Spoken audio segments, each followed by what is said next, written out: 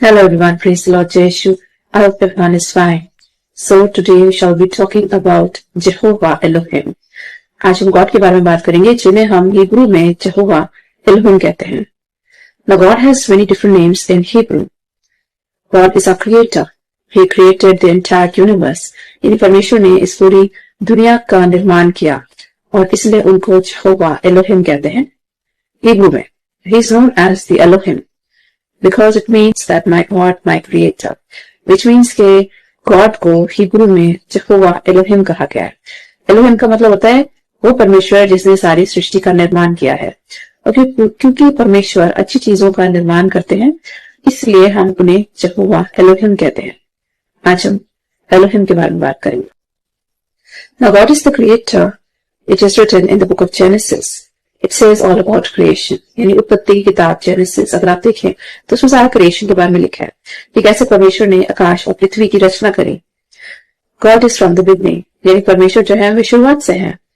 And he is the Alpha and the Omega.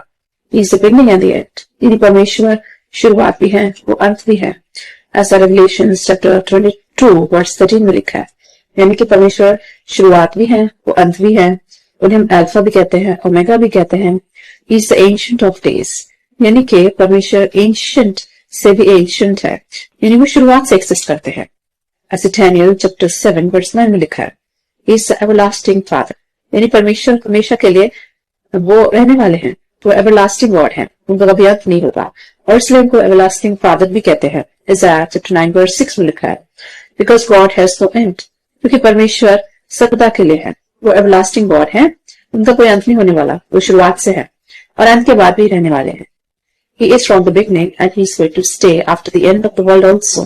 यानी परमेश्वर शुरुआत से है और अंत के बाद भी रहने वाले हैं और उनका कोई एंड नहीं है और वो क्रिएटर हैं. उन्होंने सबका निर्माण किया है पूरी सृष्टि का निर्माण किया है इसलिए उनको हम Jehovah Elohim कहते हैं हिब्रू में.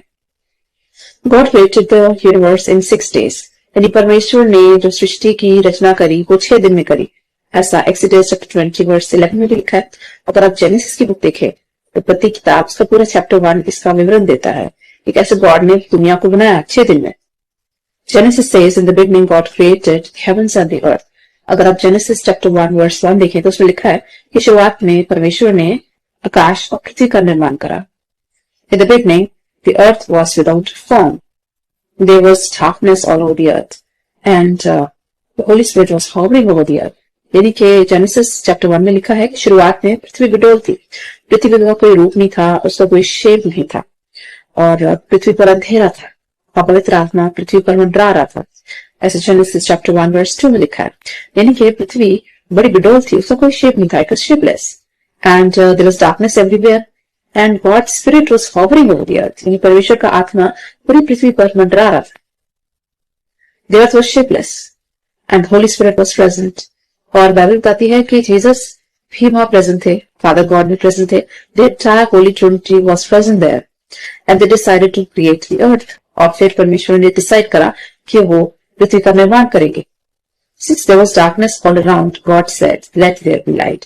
क्योंकि अंधेरा था और परमेश्वर को निर्माण करना था हर चीज का तो उन्होंने हुक्म दिया कि प्रकाश हो जा और प्रकाश एकदम से हो गया. जेनेसिस चैप्टर 1 वर्स 3 में लिखा है He separated the light from the darkness and created day and night. That was the first day. यानी परमेश्वर ने कहा रोशनी हो जा प्रकाश हो जा और हो गया और गॉड ने प्रकाश को अंधेरे से अलग कर दिया और उन्होंने डे और नाइट यानी दिन और रात का निर्माण करा. ये कार्य उन्होंने पहले दिन करा. जेनेसिस चैप्टर 1 वर्स 3 से 5 में लिखा है. Then the second day he created the sky. यानी परमेश्वर ने एक्सपेंस को यानी स्काई को क्रिएट करा और ऊपर नीचे सब जगह पानी थे. He separated the waters under the expanse and above the expanse. यानी परमेश्वर ने स्काई बनाया जिसको एक्सपेंस भी कहते हैं और उसके ऊपर नीचे जो पानी था उसको सेपरेट कर लिया. बीच में स्काई बना दिया जिसके ऊपर भी पानी था और नीचे भी पानी था. वैसा जेनेसिस चैप्टर 1 वर्स 6 से लेकर 8 में लिखा है. That was the second day and there was water everywhere, so God separated the waters above the sky and beneath the sky and he gave the name expanse. यानी कि God ने जब sky बनाया तो पानी को सेपरेट कर दिया. कुछ पानी स्काई के ऊपर था कुछ पानी स्काई के नीचे था और ये दूसरे दिन उन्होंने काम किया स्काई बनाया. And then that was the third day. और फिर जब तीसरा दिन आया तो God created the sea by collecting the water together and gave it the name sea. यानी जब तीसरा दिन हुआ परमेश्वर ने क्या करा, उन्होंने सारा पानी इकट्ठा कलेक्ट कर दिया। उन्होंने ऑर्डर दिया, एक पानी एक जगह इकट्ठा हो गया और ग्राउंड एक जगह इकट्ठा हो गया। तो पानी को उन्होंने सी का नाम दिया और ग्राउंड को उन्होंने लैंड का नाम दिया। God created the sea by collecting the water everywhere and called it sea. And God collected the land all together and gave it the name land. This is recorded in Genesis chapter 1 verse 9 and 10. And God created the vegetation, the trees also. और तीसरे दिन उन्होंने एक तो land को इकट्ठा कर दिया और पानी को इकट्ठा कर दिया और उनको सी और लैंड का नाम दिया। और दूसरी चीज उन्होंने करी, उन्होंने वेजिटेशन बनाई, उन्होंने ट्रीज बनाए, प्लांट्स बनाए। जेनेसिस चैप्टर 1 वर्स 11 और 13 में लिखा है, This is how God created the vegetation, the trees and the plants, etc. यानी पेड़ पौधे, इसकी भी उन्होंने क्रिएशन करी। That was the third day. और सीड की भी क्रिएशन करी। That came the fourth day. ये जब चौथा दिन आया तो परमेश्वर ने बड़े बड़े लाइट्स बनाए जिनको हम सन, मून और स्टार्स कहते हैं, यानी सूर्य, चंद्रमा और तारे। इनके निर्माण गॉड ने करा fourth day. And he created the galaxies on the fourth day, ऐसे जेनेसिस चैप्टर 1 वर्स 14 और 19 में लिखा है। अगर आप जेनेसिस चैप्टर 1 14 से लेकर 19 वर्स पढ़े तो उसमें लिखा है कि परमेश्वर ने दो बड़ी बड़ी रोशनियों का निर्माण कर, जो सूर्य कहलाता है, और sun used to govern the day and the moon governs the night. इनके दिन में और रात में रोशनी चाहिए इंसान को काम करने के लिए। तो दिन में गॉड ने काम करने के लिए बनाया सूरज और रात में काम करने के लिए बनाया गया moon, so that these big lights could illuminate the whole earth. That was the fourth day. Then came the fifth day and God created the sea creatures and the birds. यानी जब पांचवें दिन आया तो परमेश्वर ने समुद्र के सारे क्रीचर्स को बनाया, जितने भी जीव जंतु समुद्र में रहते हैं और जितने बर्ड्स स्काई में होते हैं, उनका निर्माण करा गॉड ने fifth day, as Genesis chapter 1 verse 20 से 23 में लिखा है। और उसके बाद जब सिक्स डे आया, then God created the animals, the livestock on the sixth day. यानी कि जब छठा दिन आया तो परमेश्वर ने सारे के सारे जानवरों का निर्माण करा, जो कि पृथ्वी में रहने वाले जानवर थे और जो जमीन में चलने वाले जो जीव जंतु होते हैं, जो जानवर होते हैं, एनिमल्स होते हैं, लाइफ स्टॉक होते हैं, उनकी गॉड ने निर्माण करा six day, as Genesis chapter 1 verse 24 और 25 में लिखा है। And God thought who should rule over the earth to handle the earth and maintain the earth. यानी जब गॉड ने अपनी सारी क्रिएशन को देखा, जब गॉड ने पूरा अर्थ को देखा और वहां पे एनिमल्स भी थे, बर्ड्स भी हैं, फिश भी हैं, वेजिटेशन है, ट्रीज है, तो गॉड ने कहा कि इन सबकी देखभाल कौन करेगा। Someone was required to maintain the earth. किसी की जरूरत थी अर्थ को मेंटेन करने की, ऐसे जेनेसिस 1:26 में लिखा है और जेनेसिस चैप्टर 2 वर्स 5 में लिखा है। So God created Adam. और तब गॉड ने निर्माण करा पहला मनुष्य का, पहला मानव का, जिसका नाम गॉड ने रखा Adam. God created Adam in his own image and likeness. यानी परमेश्वर ने मनुष्य को अपने रूप में बनाया, बिल्कुल अपने जैसा बनाया, और परमेश्वर ने उसको नाम दिया आदम। वो पहला आदमी था इस पृथ्वी पर। जेनेसिस चैप्टर 1 वर्स 27 में लिखा है। And God saw that Adam was alone, though he was with birds, fish, animals, vegetation. यानी आदम तो था, उसके आसपास बहुत सारे एनिमल्स भी थे, बर्ड्स भी थी, फिश थी, ट्रीज थे, प्लांट्स थे, लेकिन फिर भी वो अकेला फील करता। क्यों? क्योंकि वो अपनी तरह का एक ही था। He was one of its own kind. But Adam was only one of its own kind. So God felt that he needed a companion. यानी गॉड को ऐसा लगा कि इतने सारे एनिमल्स हैं, बर्ड्स हैं, फिश वगैरह सब कुछ है, लेकिन उसके बीच में भी आदम अकेला महसूस कर रहा है। तो गॉड को लगा कि आदम को एक कंपेनियन की जरूरत है, उसको किसी का साथ चाहिए। जेनेसिस 2:18 में लिखा है, So he created the first woman, that was Eve. यानी तब गॉड ने उसके लिए कंपेनियन, एक साथी का निर्माण करा, जो कहलाई पहली स्त्री, जिसका नाम था ewe. She was the first woman that was created on the earth by God. And God said, It is not good for Adam to live alone. Therefore I will create one companion. And that was woman. We called her Eve. यानी कि वो पहला औरत को God ने जब निर्माण करा तो गॉड ने कहा कि आदम का रहना अकेले अच्छा नहीं है, इसलिए उसके लिए कंपेनियन गॉड ने बनाया, जो खिलाती थी पहली स्त्री यानी ईव, ऐसे जेनेसिस 2:18 में लिखा है।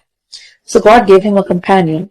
That was his better half, the woman created from the rib of Adam after making him fall into sleep. यानी गॉड ने आदम को स्लीप मतलब सोने के लिए कहा, उसको लंबी स्लीप में गॉड ने लिटा दिया आदम, और उसका एक रिब लिया और उससे बनाया वुमन को, फर्स्ट वुमन को, जो कहलाती थी ईव।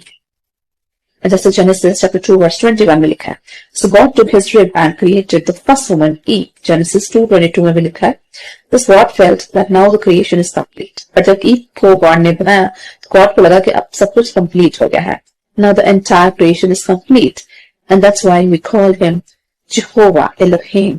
और इसलिए गॉड को हम जेहोवा एलोहिम कहते हैं। एलोहिम का मतलब होता है माय क्रिएटर, यानी मेरा निर्माण करने वाला। यानी परमेश्वर ने जब सृष्टि का निर्माण 6 दिनों में करा, जब इतनी सारी चीजों का निर्माण किया, तो लास्ट में उन्होंने ईव का निर्माण करा। और जब ये सब उन्होंने देखा तो उन्हें बहुत अच्छा लगा, ही लाइक्ड हिज क्रिएशन।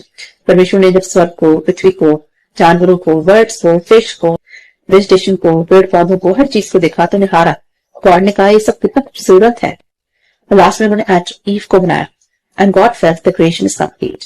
यानी जब मानव का निर्माण करा, परमेश्वर ने पहला आदमी औरत को बनाया अपने रूप में, तो उनको लगा कि अब सब कुछ कंप्लीट हो गया। And that was the 6th day.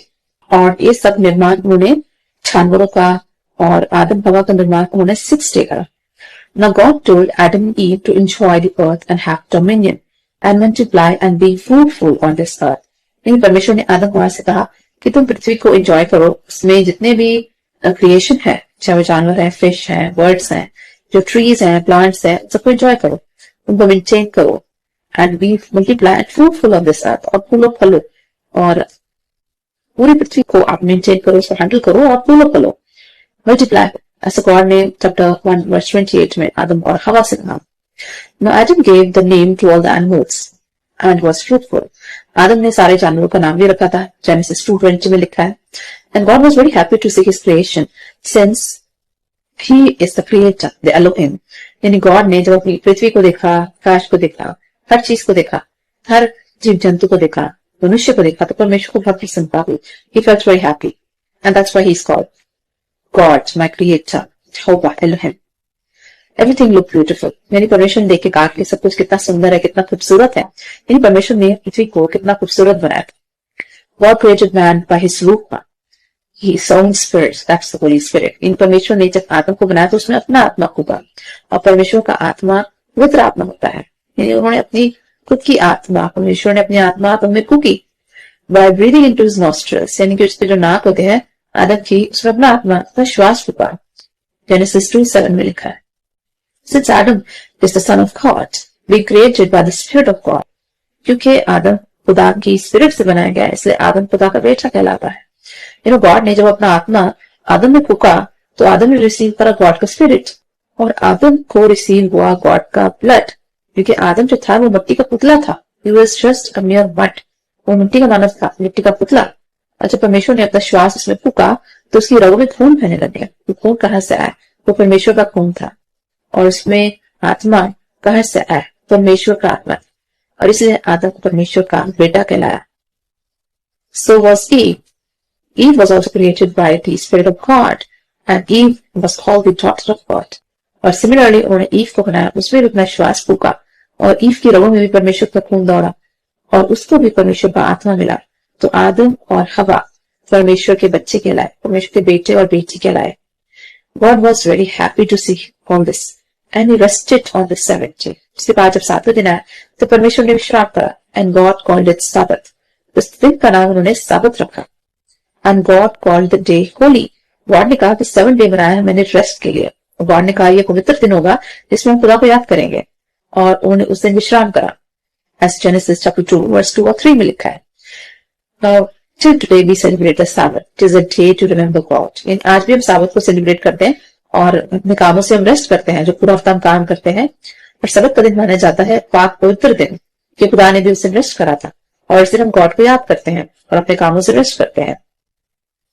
But someone was not happy with this creation. लेकिन कोई ऐसा था जो दूर से सब चीजें देख रहा था और उसको ये सब चीजें पसंद नहीं आ रही थी। वो कौन था? Devil. He was already thrown away from the heaven. यानी उसको उस समय आकाश से पृथ्वी पर फेंक दिया गया। वो था शैतान, यानी डेविल, जिसको ये सब चीजें पसंद नहीं आ रही थी।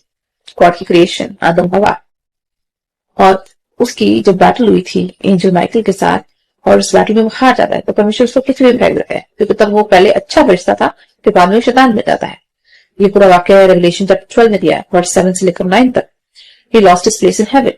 यानी कि जब उसकी लड़ाई होती है अच्छे एंजल्स के साथ, शैतान की अपनी सेना होती है, अच्छे एंजल्स की अपनी सेना होती है, एंजल माइकल के साथ जब उसका झगड़ा होता है, लड़ाई होती है हेवन के अंदर, तो गॉड उसको पृथ्वी पर फेंक देते हैं।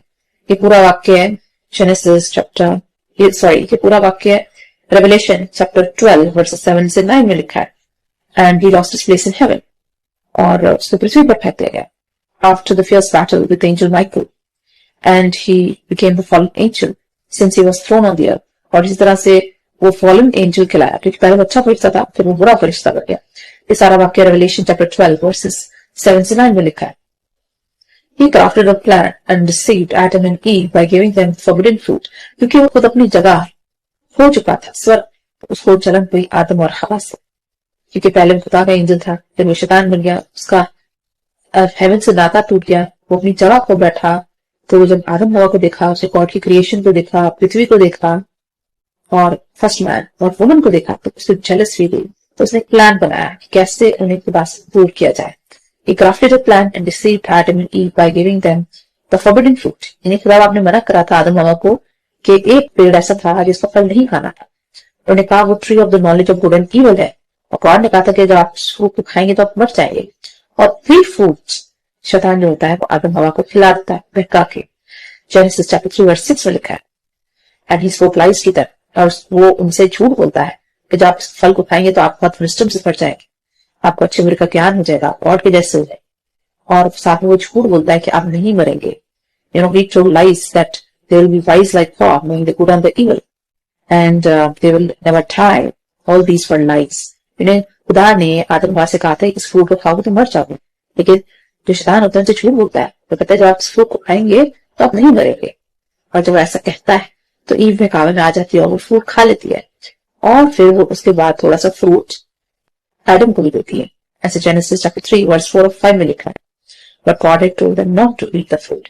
यानी परमेश्वर ने उन्हें पहले ही मना किया था कि इस फ्रूट को नहीं खाना, लेकिन परमेश्वर का कहना ना मान के वो किसका कहना मानते हैं? शैतान का। And God Elohim the creator, he created the entire earth for eternity. He created Adam and Eve for eternity. यानी परमेश्वर ने पृथ्वी का निर्माण करा था इटर्निटी के लिए, यानी हमेशा के लिए। उसने आदम हवा का निर्माण भी हमेशा के लिए करा था। Genesis chapter 2 16 और 7 वर्स में लिखा है, but when they ate the fruit they disobeyed God and lost their place in Eden. यानी कि जब उन्होंने वो फ्रूट खाया आदम हवा ने, तो खुदा को उन्होंने निराश कर दिया और परमेश्वर ने उन्हें गार्डन ऑफ ईडन से निकाल दिया।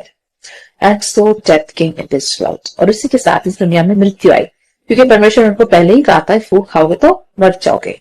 And they lost their place in heaven and they lost their eternity. यानी कि परमेश्वर ने उनको हमेशा के लिए बनाया था, उनको हमेशा की जिंदगी दी थी, उससे उनका नाता टूट गया और साथ में उनको मिली मृत्यु।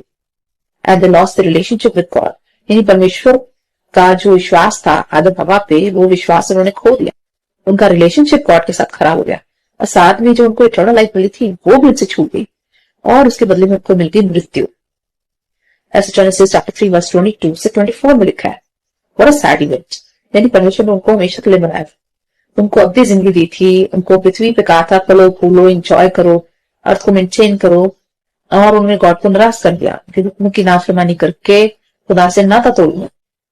The enemy thought he succeeded, और शैतान को लगा कि उसने बैटल जीत ली।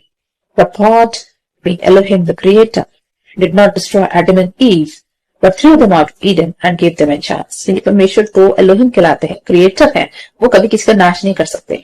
तो आदम हवा को उन्होंने मारा नहीं, उनको सजा नहीं दी, उनको नर्क में ही फेंका, उनको जान से नहीं मारा, क्योंकि उनको माफ कर दिया। उनको गार्डन ऑफ ईडन से तो निकाला, लेकिन एक मौका दिया सुधरने का। जेनेसिस 3:23 में लिखा है, क्योंकि गॉड कहलाते हैं एलोहिम यानी क्रिएटर, तो गॉड कभी किसी का नाश नहीं कर सकते। वो चाहते तो आदम हवा को मार देते, लेकिन उन्होंने उनको मौका दिया सुधरने का। So he planned to send his son Jesus in this world to save the world through him, so that he could place everyone back to heaven. यानी परमेश्वर ने उसी समय प्लान बनाया अपने बेटे यीशु मसीह को दुनिया में भेजने का, कि उसको मालूम था इस दुनिया में पाप आ गया है, पाप के द्वारा मृत्यु भी आ गई है, लेकिन कोई तो चाहिए था दुनिया को पाप से और मृत्यु से बचाने के लिए। तो उसी समय गॉड ने डिसाइड कर दिया था कि एक दिन वो अपने बेटे यीशु मसीह को भेजेंगे, जो अपनी जान देगा और लोगों को वापस नरक की आग से निकाल के स्वर्ग में लाएगा और उनके पापों से छुटकारा देगा।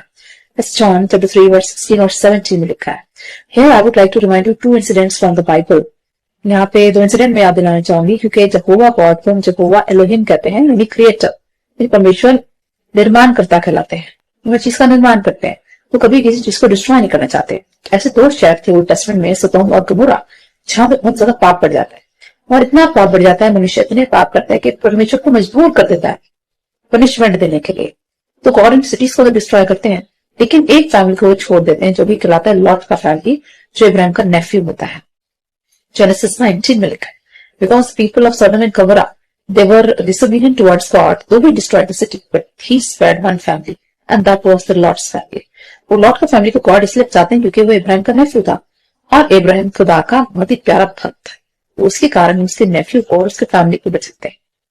यानी कि परमेश्वर कभी भी किसी को डिस्ट्रॉय नहीं करना चाहते, लेकिन हम मनुष्य इतने बुरे होते हैं, हमारे काम इतने खराब है, इतने बुरे हैं, इतने घृणित है कि कई बार परमेश्वर को मजबूर कर देते हैं हमें पनिश करने के लिए।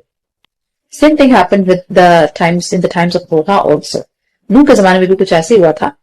God destroyed the earth again for 40 days and 40 nights. It rained on this earth, and due to the increasing sin on earth. यानी नूह के टाइम में भी ऐसा होता है, इतना पृथ्वी पे पाप बढ़ जाता है, मनुष्य इतना खुदा को निराश कर देता है अपने पापों के कारण कि 40 से 40 रात परमेश्वर पृथ्वी पे बारिश भेजते हैं, पूरी दुनिया डिस्ट्रॉय करती है। Due to the sin of this earth, but God spared one family. परमेश्वर ने एक फैमिली को छोड़ दिया था, जो कि नोहा का फैमिली था। इस family was spared because he was found righteous in the eyes of God. इन परमेश्वर ने नोहा को क्यों छोड़ा था, उसकी फैमिली को क्यों बचाया? क्योंकि वो परमेश्वर की निगाह में एक धर्मी इंसान ठहरा था। So God told Noah and his family to go into the ark, and all the pairs of animals and birds and fish, they also went into the ark because he is the creator, the Elohim. यानी परमेश्वर है, वो creator है, वो Elohim है। उन्होंने पृथ्वी को तो डिस्ट्रॉय करा, लेकिन नोहा को, उसके फैमिली को और हर एक एनिमल और बर्ड्स के पेयर्स को छोड़ दिया था, ताकि उससे दोबारा से सृष्टि का निर्माण कर सके। और इसलिए वो कहलाते हैं यहोवा एलोहिम।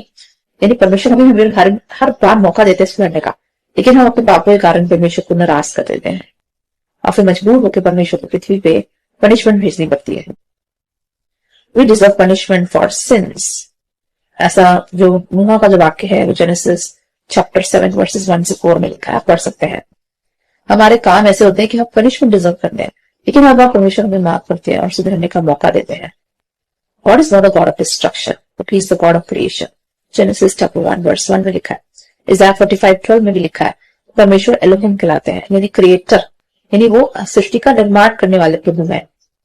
और वो कभी भी नहीं चाहते कि मैं अपने लोगों को तबाह करूं, डिस्ट्रॉय करूं, नष्ट करूं, लेकिन हम अपने पापों के कारण परमेश्वर को हर बार निराश कर देते हैं।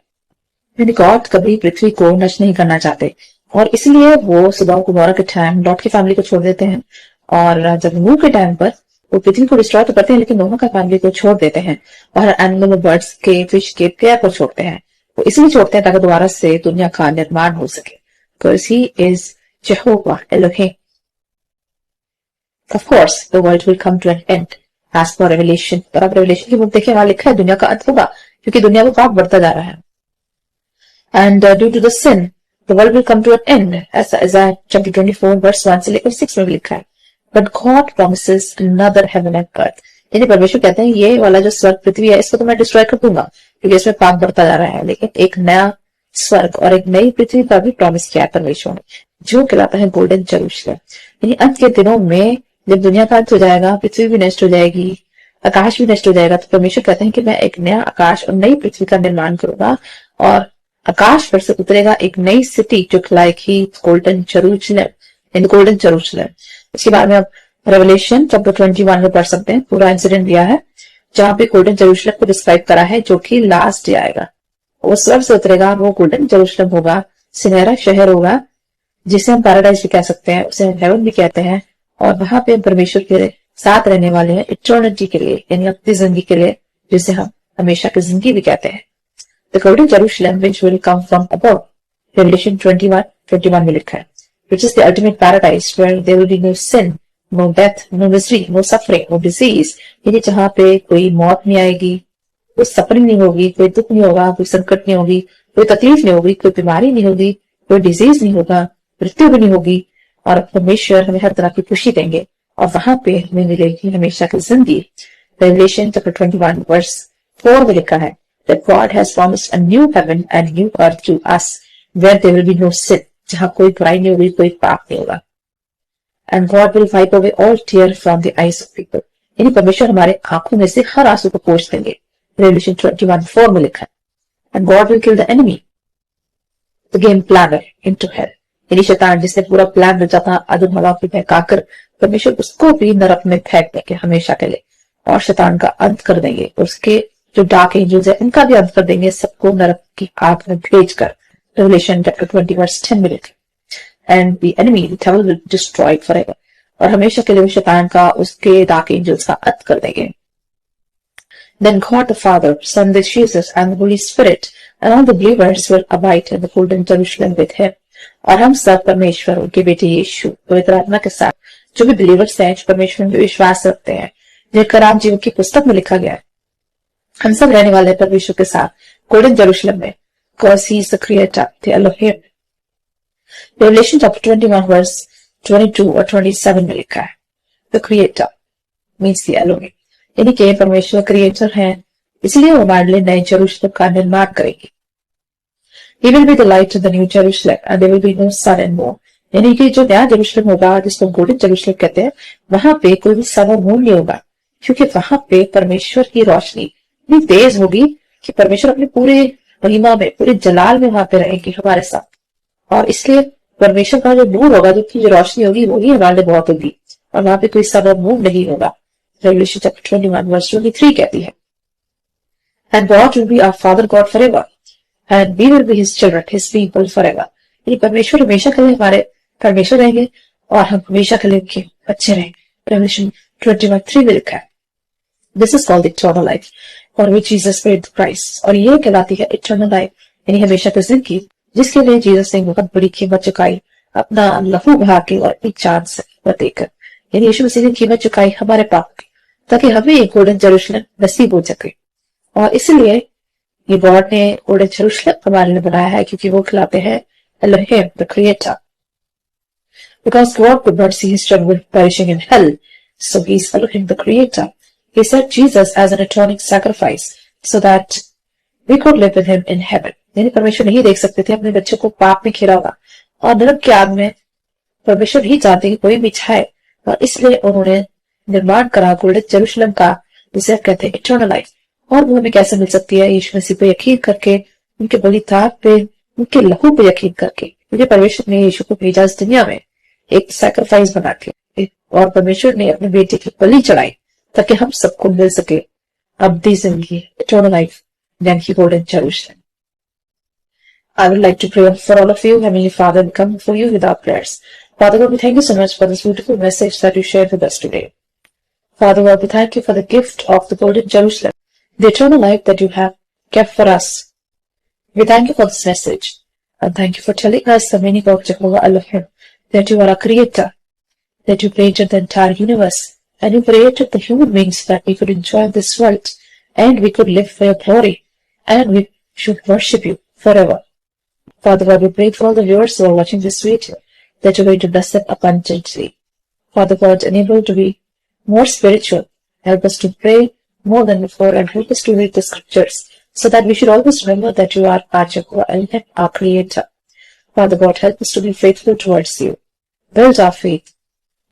Build our confidence in you, Father God. We pray for everyone who is seeking healing, Father God. Bless all our viewers with supernatural healing. We pray for all our children who are studying. Father God, bless them with good memory and help them to study well. We pray for all the viewers. Father God, for all those who are seeking opportunities or breakthroughs, for all those who are seeking jobs. We pray for everyone who is seeking any kind of financial help, Father God. All those who are in debt, Father God. Help them to pay back their debts and bring them out of all their financial troubles. We pray for all those who are handicapped, who are old, aged, the widows, the orphans, the helpless, the needy, Father God. Fulfill everyone who is in need, Father God. We pray for all those people who are seeking any kind of blessing from you, Father God. Fulfill all their plans and dreams. Give them the desires of their heart, Father God. Place a seed in us, Father God, so that we may pursue you more than before, Father God. Make us more spiritual. Help us to come more closer to you. Help us to worship you like never before. For you are the Lamb of God, and you took away all our sins. Father God, thank you for sending your Son as an atoning sacrifice.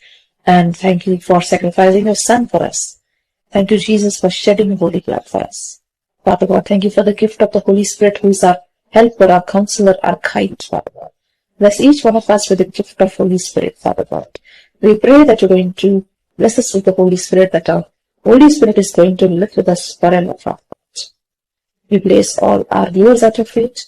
We apply your holy blood to all the viewers, that you're going to bless them in every sphere of their life, Father God.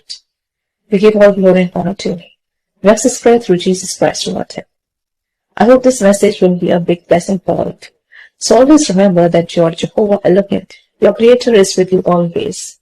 Stay in the love of Jesus and Jehovah Elohim. Take care. Bye-bye.